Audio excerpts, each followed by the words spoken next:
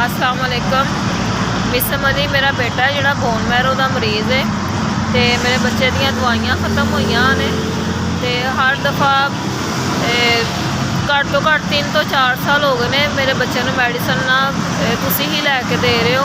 तुहाडी मदद नाल ही मेरा बच्चा दवाइयाँ खा रहा है। तो मेरे पुत्र की दवाई नहीं है, ख़त्म हुई, उसकी हालत बहुत ज़्यादा ख़राब है। तो मेरी रिक्वेस्ट है तुहाडे अगे, तुसीं अगे भी मेरी हैल्प करते हो तो मेरे बच्चे को हर महीने दवाई लैके दे दो। तो मेरे पुत्र वास्ते हुण भी मैनूं दवाई लैके दो। मैं तुहानूं हमेशा अपनी दुआवां 'च याद रखनी है तो मज़ीद दुआवां 'च याद रखांगी तुहाडी बड़ी। मेरे बच्चे को ना जिगर का तीली का टैसट लिख के दिता है नवा डॉक्टर ने, तो जिहदी मेरे को गुंजाइश नहीं है।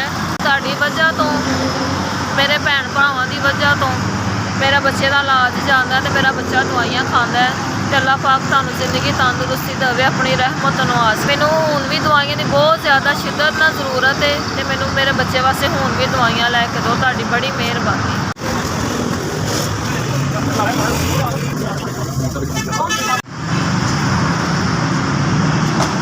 मैं SBS की बहुत शुक्रगुजार हाँ।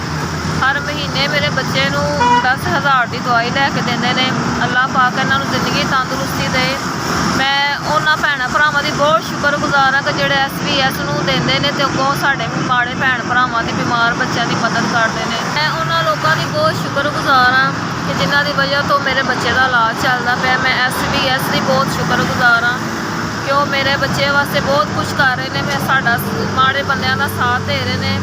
अल्लाह पाक उन्होंने जिंदगी तंदुरुस्ती दे, अपनी रहमत नवाजे।